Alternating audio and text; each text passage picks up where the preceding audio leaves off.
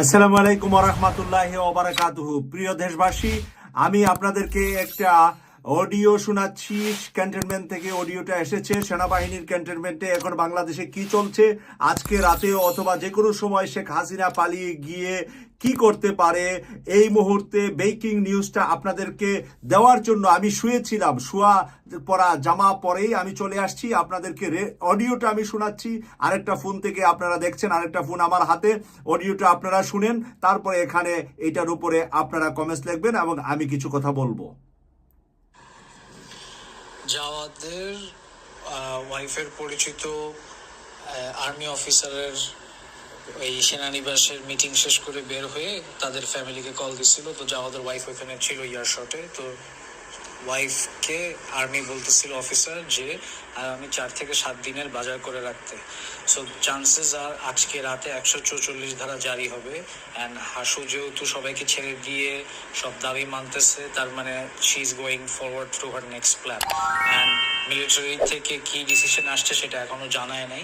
So ফখরুদ্দিনও এইভাবেই কিন্তু general Moin Ahmed রাতের বেলা 144 জারি করছিল, যে ঠিক রাত 10টা-11টার পরে সবাই বাসায় ঢুকে যাওয়ার পরেই পট করে 144 ব্রেকিং দিয়ে 144 দিয়ে সবাইকে আটকায় দিচ্ছে।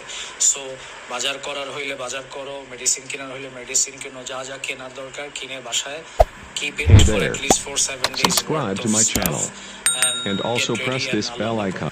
and spread the news to your friends and family and loved ones. আপনারা এতক্ষণ পর্যন্ত নিউজটা আপনারা সরাসরি একজন সেনা কর্মকর্তার মুখ থেকে শুনলেন, যে যেভাবে ফখরুদ্দিন মঈনুদ্দিন রাতের আধারে সবাই যখন ঘরে ঢুকে গিয়েছিল, তখন যেইভাবে 144 দ্বারা জারি করে বাংলাদেশের রাষ্ট্রীয় ক্ষমতার পরিবর্তন হয়েছিল।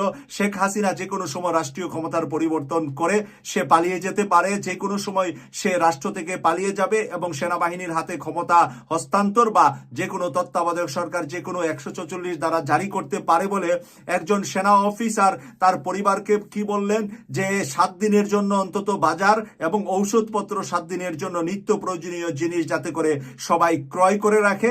আবার উনি এই নিউজটা এভাবেও দিলেন বাকি সেনা অফিসারদের পরিবারেও যাতে এটা জানিয়ে দেওয়া হয়।